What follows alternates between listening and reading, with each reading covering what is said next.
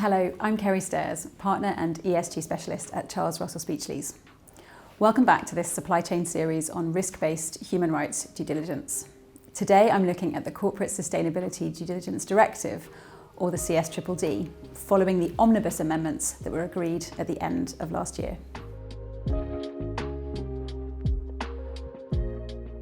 The CSDDD requires companies to carry out risk-based human rights and environmental due diligence across their own operations, their subsidiaries, and their chain of activities. Chain of activities in this context means the activities of a company's upstream business partners and the activities of its downstream business partners, albeit the latter is limited to distribution, transport, and storage performed for the company. The directive applies to all in-scope companies from the 26th of July 2029. The core obligations are clear. Embed human rights due diligence into policy and risk systems, identify and assess impacts, prevent and mitigate those impacts where possible, remedy any harm that you have caused or jointly caused, engage your stakeholders, operate effective grievance mechanisms, monitor the effectiveness of your due diligence approach, and report annually. Notably, the revised CSDDD does not require companies to have or disclose a climate transition plan. The directive captures the largest companies operating in the EU. For EU companies, the thresholds are more than 5,000 employees and a net worldwide turnover exceeding 1.5 billion euros. For non-EU companies, the thresholds are turnover exceeding 1.5 billion euro. There are lower thresholds for franchising and licensing groups. Even if your company falls outside of scope, you will still feel the effects of the CSDDD. In-scope companies must assess their highest risk areas and may request information from business partners in order to do so. In practice, suppliers and distributors in the chain of activities of in-scope companies should expect targeted information requests tied to identified human rights risks.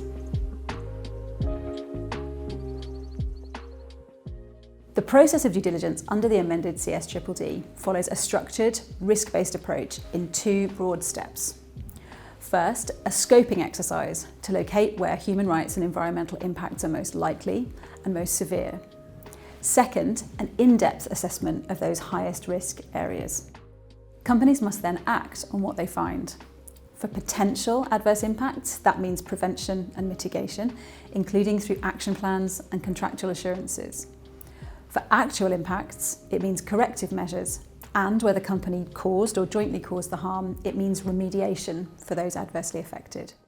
If impacts cannot be resolved, then last resort measures apply, and these are strictly sequenced. You have to refrain from entering or extending the relationship, and then suspend the relevant activities while using leverage and adopting an enhanced action plan. Before suspending an activity or a contractual relationship, companies have to consider whether suspension would actually manifestly cause more serious impacts than continuing. Throughout, companies should prioritise by severity and likelihood, tackling the most serious risks first.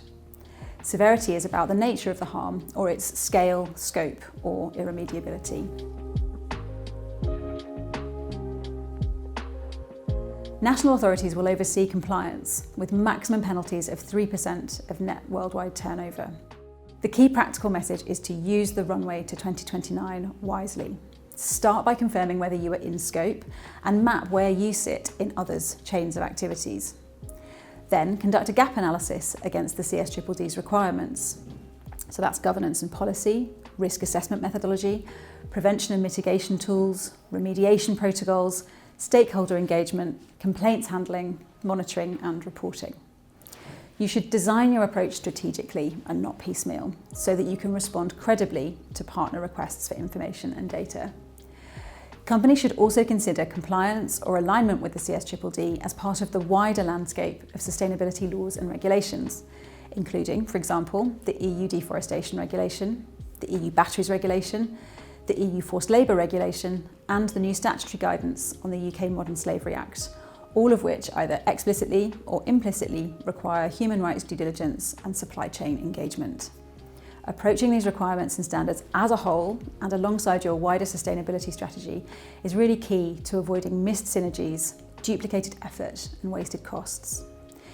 In short, the CSDDD sets a high bar for risk-based due diligence with very clear expectations on governance, prioritisation of risk and action and remedy, and meaningful penalties for non-compliance. Start early, build robust systems, and integrate your approach so that it supports related EU and global due diligence requirements. Thank you for watching. Look out for more videos in this series, and for any tailored advice, please don't hesitate to get in touch.